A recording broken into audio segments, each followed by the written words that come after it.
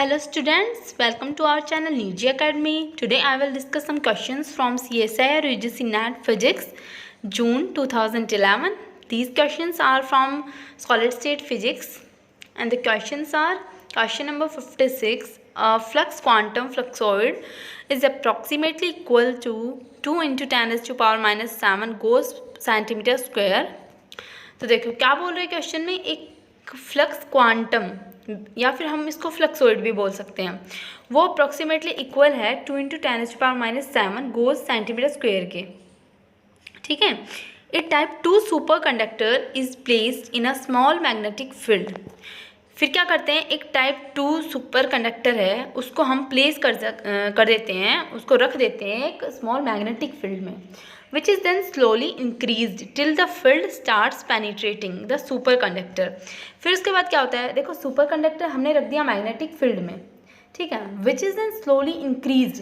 फिर क्या करते हैं, जो अपना मैग्नेटिक फील्ड होता है उसको धीरे धीरे इंक्रीज करते हैं। और कब तक इंक्रीज करते हैं, जब तक सुपर कंडक्टर पेनिट्रेट होना स्टार्ट नहीं हो जाता तब तक उसको मैग्नेटिक फील्ड को हम इंक्रीज करते रहते हैं। The strength of the field at this point is 2 by pi into 10⁵ गोस। जो फील्ड की स्ट्रेंथ है इस पॉइंट पे वो है 2 by pi इंटू 10⁵ गोस। ठीक है, ये जब वो उसको पेनिट्रेट करना स्टार्ट कर देता है ना, तो उस पॉइंट पे जो इसकी फील्ड की स्ट्रेंथ है वो बताई गई है।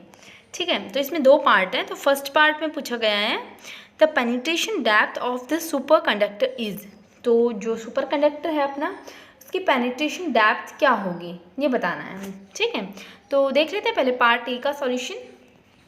तो जो पेनिट्रेशन डेप्थ होती है हमारी, उसका फॉर्मूला होता है हमारे पास ये lambda equals to root of phi not upon pi HC1। ठीक है, देखो अपने पास दो टाइप के मैग्नेटिक फील्ड होते हैं, एक HC1 एंड HC2। ठीक है, तो जो HC1 होता है वो वाला मैग्नेटिक फील्ड होता है जब जो सुपर कंडक्टर को इसने पेनिट्रेट करना स्टार्ट किया था, जब उस मैग्नेटिक फील्ड की स्ट्रेंथ को हम बोलते हैं HC1। ठीक है, और HC2 होता है जब वो एक सैचुरेशन पॉइंट पे आ जाता है। ठीक है, उसको पेनिट्रेट करता करता जब एक लास्ट सैचुरेशन पॉइंट पे जब वो आ जाता है तो उसको बोलते हैं HC2। तो फिलहाल यहाँ पे इसने स्टार्ट किया है पेनिट्रेट करना। ठीक है, तो यहाँ पे हम HC1 लेंगे। तो ये पेनिट्रेशन डेप्थ का फॉर्मूला है, ये आप इसको फॉर्मूला नोटबुक में अपना नोट डाउन कर लो। यहाँ पे जो फाई नोट है वो अपना क्वेश्चन में गिवन है 2 इंटू 10⁻⁷, ये वाला देखो, ये जो है ये अपना गिवन है, ये फाई नोट की वैल्यू है। ठीक है, और HC1 जो है ये भी अपना गिवन है 2 by pi इंटू 10⁵ गोस। ठीक है, ये अपना मैग्नेटिक फील्ड है। तो लैम्डा जो पेनिट्रेशन डेप्थ होगी, अब इसमें वैल्यू पुट कर देंगे। तो फाई नोट की value 2 into 10⁻⁷ upon pi into 2 by pi into 10⁵। पाई से पाई कैंसिल आउट हो गया, 2 से 2, तो ये अपना बच गया यहाँ पे 10⁵ को ऊपर लेके जाएंगे तो 10⁻⁵, तो हो जाएगा 10⁻12। तो रूट ऑफ 10⁻12, तो रूट ऑफ 10⁻⁶ इंटू 6⁻², ऐसे लिख सकते हैं। तो रूट से स्क्वायर कैंसिल हो गया, 10⁻�6 सेंटीमीटर आ गया। ठीक है, अब 10⁻⁶ सेंटीमीटर को पहले मीटर में कन्वर्ट कर लेंगे। ठीक है, तो जब इसको मीटर में कन्वर्ट करेंगे तो 10⁻⁸ मीटर। ठीक है, 1 मीटर में 100 सेंटीमीटर, तो 10⁻⁸ मीटर। फिर अब मीटर को सेंटीमीटर में कन्वर्ट कर लेंगे। ठीक है, तो 10⁻⁸ इंटू 10⁻10 एंगस्ट्रॉम। ठीक है, 1 मीटर में 10⁻10 एंगस्ट्रॉम होते हैं, तो 10⁻⁸ मीटर में 10⁻8 इंटू 10⁻10 एंगस्ट्रॉम। ठीक है, तो ये आ गया, हमारा ऐसे 10⁻2 एंगस्ट्रॉम, तो मीन्स 100 एंगस्ट्रॉम। तो ये अपना आंसर है। तो अपना ऑप्शन कौन सा करेक्ट है, option A is correct for A part. Now let's see the B part. तो इसमें क्या है, the applied field is further increase till superconductivity is completely destroyed. जो फील्ड हमने अप्लाई किया है, ठीक है, उसको हम फर्दर इंक्रीज करते जाएंगे। कब तक, जब तक सुपर कंडक्टिविटी कम्प्लीटली डिस्ट्रॉय नहीं हो जाती तब तक। ठीक है, वहाँ पे हमने क्या किया था, स्टार्ट किया था पेनिट्रेट करना। ठीक है, तो यहाँ पे हम क्या कर रहे हैं, जो हम पेनिट्रेट कर रहे हैं उसको इंक्रीज करते जाएंगे जब तक कि सुपर कंडक्टिविटी कम्प्लीटली डिस्ट्रॉय नहीं हो जाएगी तब तक। The strength of the field is now 8/π into 10⁵ goes. अब जो फील्ड की स्ट्रेंथ है वो है 8/π इंटू 10⁵ गोज, ठीक है। इस पॉइंट पे जब वो कम्प्लीटली डिस्चार्ज हो गई तो इस पॉइंट पे ये फील्ड की स्ट्रेंथ दे रखी है हमें।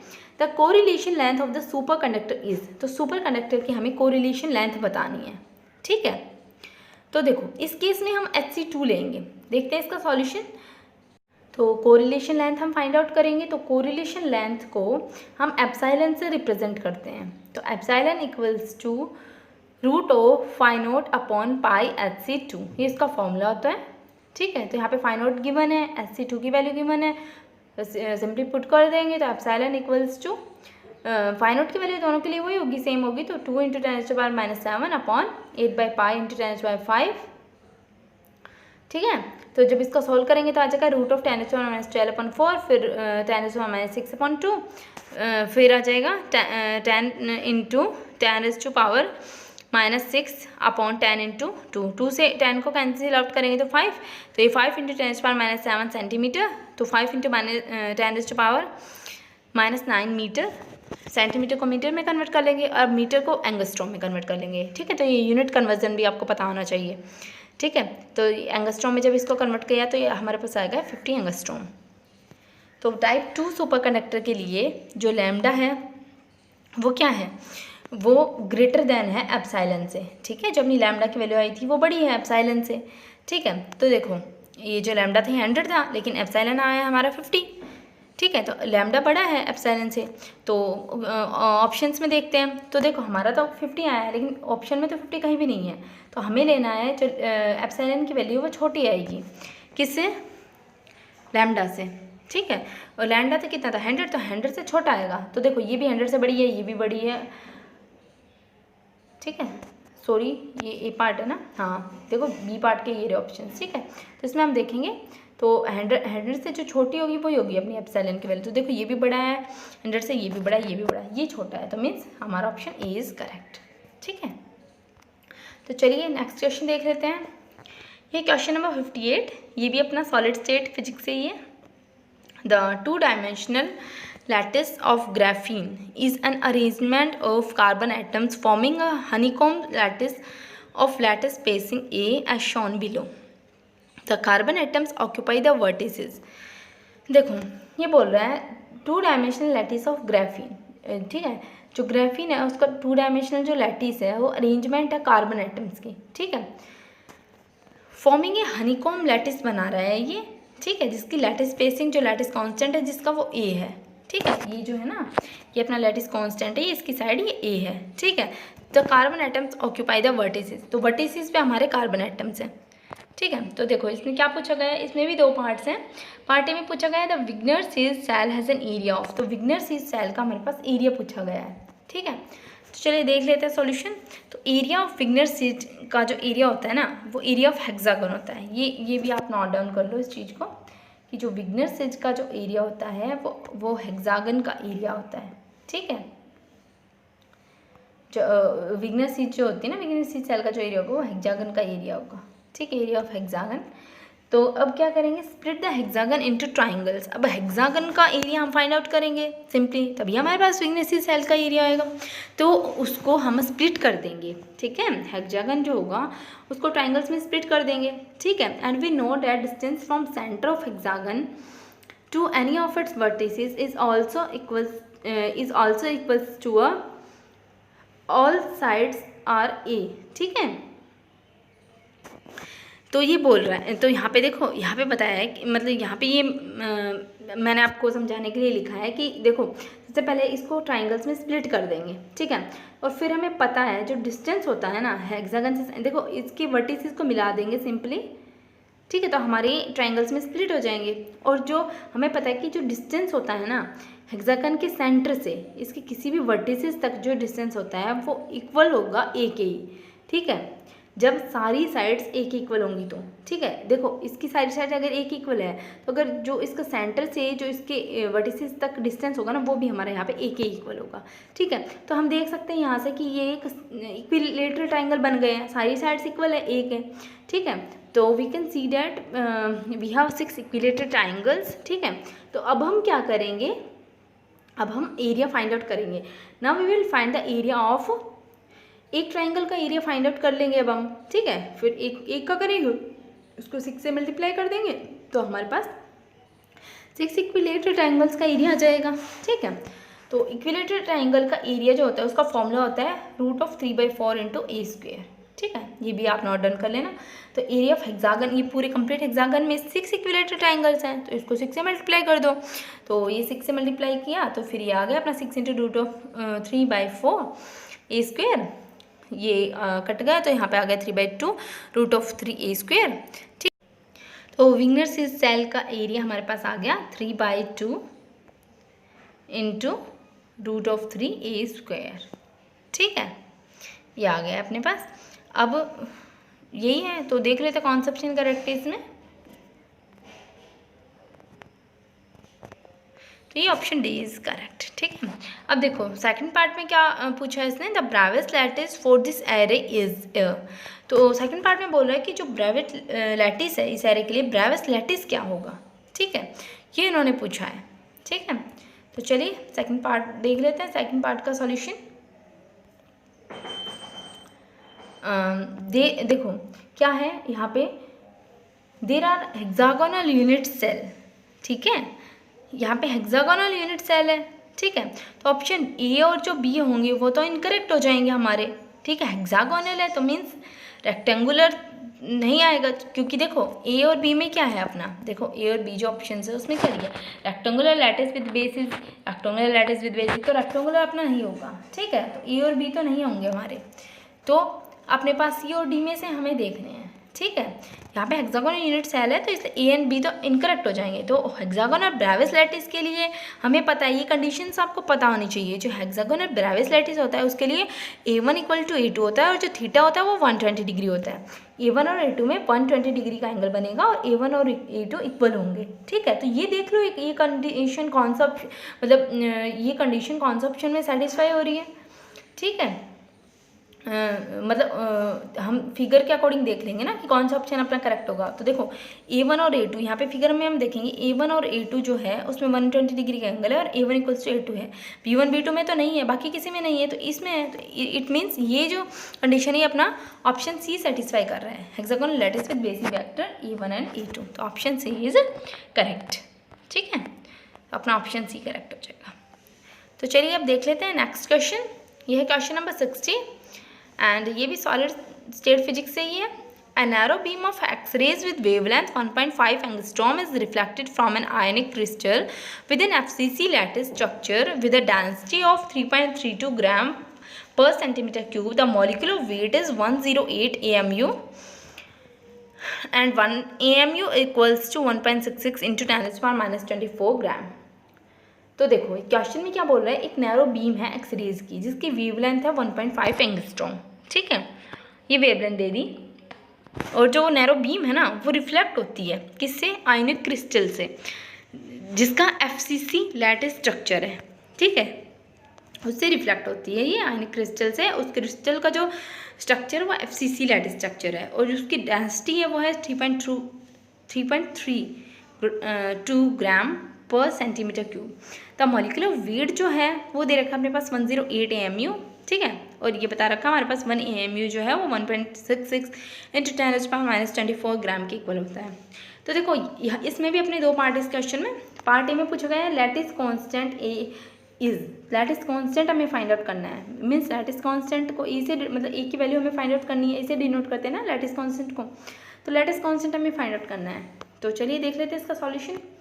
तो यहाँ पे देखो लैम्डा हमारे पास गिवन है 50, डेंसिटी दे रखी है हमारे पास 3.32 ग्राम पर सेंटीमीटर क्यूब। मॉलिक्यूलर वेट भी हमारे पास दे रखा है 108 AMU था, AMU को इसमें हमने कन्वर्ट कर लिया ग्राम में। देखो इसमें सीधा सीधा बता रखा है इतने ग्राम, तो 1.66 ये यहाँ पे गिवन है इंटू 10⁻⁻4 ग्राम, ठीक है। और FCC के लिए नंबर ऑफ एटम्स 4 होते हैं, ठीक है। ये मैं आपको पहले भी अपनी वीडियोज़ में बता चुकी हूँ, ठीक है। क्योंकि देखो कॉर्नर्स के जो 8 एटम होते हैं वो कंट्रीब्यूट होते हैं तो और अदर 8 यूनिट सेल के, तो एक जो एटम होता है उसको जो एक एटम होता है अपने पास पूरा जो टोटल वो एक ही एटम आएगा, क्योंकि 8 इंटू 1/8 करेंगे तो 8 से 8 कैंसिल, तो 1 आएगा अपने पास वो वाला एटम, तो वहाँ से एक आ गया। अब ये फेस सेंटर्ड क्यूबिक है तो मीन्स जो फेस है वो भी एक और अदर यूनिट सेल के साथ कंट्रीब्यूट करेंगे, तो मीन्स एक फेस जो है वहाँ पे हाफ आएगा आइटम, और फेसेस कितने अपने 6 है, तो 1/2 इंटू 6, तो 2 3 से 6, तो 3 वहाँ से 3 आइटम आ गए, तो 3 + 1 4, तो ऐसे करके अपने पास 4 आइटम्स आ जाते हैं FCC के लिए। ठीक है, जो रो है डेंसिटी क्या होती है, सिंपली फॉर्मूला अपना डेंसिटी का होता है मास अपन वॉल्यूम। ठीक है, तो मास अपन वॉल्यूम। अब लेकिन ये किसके लिए, एक एटम के लिए, नंबर ऑफ एटम से इसको मल्टीप्लाई कर देंगे, तो रो हो जाएगी N इंटू M/V, तो डेंसिटी हो जाएगी अपनी 4 इंटू जो N की वैल्यू क्या है 4 इंटू M, जो ये है ना अपना मॉलिक्यूलर वेट जो है अपना वो। ठीक है, उसकी वैल्यू यहाँ पे पुट कर दी, और अपॉन V वॉल्यूम, तो वॉल्यूम कितनी होती है, वॉल्यूम A³। ठीक है, वॉल्यूम कितने यहाँ पे अपनी A³ फेस सेंटर क्यूबिक है, मीन्स क्यूब है तो क्यूब की वॉल्यूम A³। ठीक है, तो देखो A³ यहाँ से, अब A³ क्योंकि हमें तो A निकालना है ना लेटेस्ट कॉन्स्टेंट, तो A³ इस साइड ले जाएंगे, रो को नीचे लाएंगे, और डेंसिटी भी अपने पास गिवन है। ठीक है, सबकी वैल्यूज पुट कर देंगे, तो 4 इंटू सबकी वैल्यू हमारे पास दे रखी है, तो जब इनको यहाँ से सोल्व करेंगे तो ये अपना आ जाएगा 216 इंटू 10⁻⁴ सेंटीमीटर क्यूब। अब A³ इक्वल्स टू इसको जब इसका भी पूरा मतलब इसको होल को क्यूब में लिख लेंगे, तो 6 इंटू 10⁻⁸ सेंटीमीटर और होल क्यूब, तो क्यूब से क्यूब यहाँ से कैंसिल आउट हो जाएगा, तो A इक्वल्स आ जाएगा अपने पास 6 इंटू 10⁻⁸ सेंटीमीटर। ठीक है, सेंटीमीटर को मीटर में कन्वर्ट करेंगे तो 6 इंटू 10⁻10 मीटर। अब इसको एंगस्ट्रॉम में कन्वर्ट करेंगे तो 6 इंटू 10⁻10 इंटू 10⁻10 एंगस्ट्रॉम, और ये यहाँ से आ जाएगा 6 एंगस्ट्रॉम। ठीक है, तो ये यूनिट कन्वर्जन आपको अच्छे से आना चाहिए। 1 मीटर में 100 सेंटीमीटर होते हैं। ठीक है, और एंगस्ट्रॉम कितने होते हैं, तो 1 मीटर में 10⁻10 एंगस्ट्रॉम होते हैं। ठीक है, तो ये आपको अच्छे से यूनिट कन्वर्जन आना चाहिए। जो फॉर्मूला मैं बता रही हूँ उसको आप नोट डाउन करते जाना। ठीक है, तो 6 एंगस्ट्रॉम अपना आंसर आ जाएगा। तो ये कौन सा ऑप्शन करेक्ट होगा अपना, ये है अपना ऑप्शन A इज करेक्ट। ठीक है, तो अब सेकंड पार्ट देख लेते हैं। The sine of the angle corresponding to 111 reflection is. अब हमें साइन निकालना है। ठीक है, जो कोरिस्पॉन्ड जो रिफ्लेक्शन एंगल है ना उसका हमें साइन निकालना है। ठीक है, the sine of the angle corresponding to 111 reflection is. ठीक है, तो चलो देख लेते हैं इसका सेकंड पार्ट। तो देखो, जब भी हमें साइन निकालना हो या फिर हमें प्लेनर स्पेसिंग निकालनी हो, तो उन सब के लिए हम ब्रैग्स लॉ अप्लाई करेंगे। ठीक है, ब्रैग्स लॉ का फॉर्मूला, ब्रैग्स लॉ क्या होता है, ब्रैग्स लॉ होता है 2DHKL sin theta equals to n lambda. ये आप नोट डाउन कर लो। ठीक है, यहाँ पे जो n है वो 1 है। ठीक है, n इक्वल टू 1 के लिए हम देख रहे हैं, तो 2DHKL sin theta equals to lambda हो गया। ठीक है, n को 1 पुट किया तो फॉर क्यूबिक स्ट्रक्चर के लिए DHKL जो होता है, देखो ये तो यहाँ से अपना ये वाला फॉर्मूला आ गया था, एक ये फॉर्मूला। अब जो DHKL होता है उसका फॉर्मूला ये होता है, ये दूसरा फॉर्मूला है, ये आप ये भी नोट डाउन कर लो आप। तो DHKL जो होता है वो होता है A/√h² + k² + l², और HKL की वैल्यू अपनी गिवन है, HKL कोऑर्डिनेट्स 1 1 1 दे रखा है, क्वेश्चन में गिवन है। ठीक है, D111 इक्वल्स टू A/√1² + 1² + 1² क्या हो जाएगा 1 + 1 + 1 A/√3।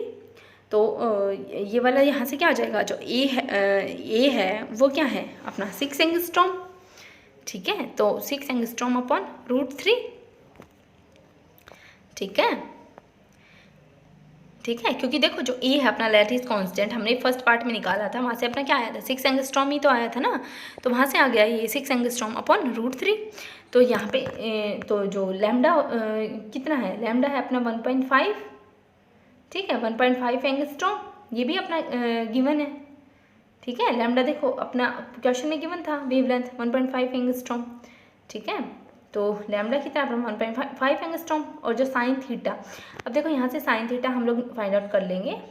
ये वाले यहाँ से ये वाले फॉर्मूले से हम साइन थीटा फाइंड आउट कर लेंगे। तो साइन थीटा इक्वल्स टू क्या आ जाएगा, लैम्डा बाई 2DHKL। तो ये लैम्डा बाई 2DHKL, लैम्डा भी है अपने पास 2 इंटू DHKL क्या आ गया अपने पास, DHKL की वैल्यू अपने पास आ गई है 6/√3 एंगस्ट्रॉम, तो √3 ऊपर चला गया।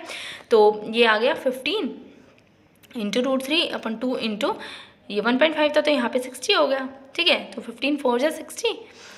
ठीक है, तो ये हो गया √3/2 4 जा 8, √3/8। ठीक है, तो साइन थीटा आ गया √3/8। तो ये देख लेते हैं कॉन्सेप्शन में, तो ये ऑप्शन बी इज करेक्ट, 3/8। ठीक है, तो बस यही था इस क्वेश्चन में और कुछ भी नहीं था।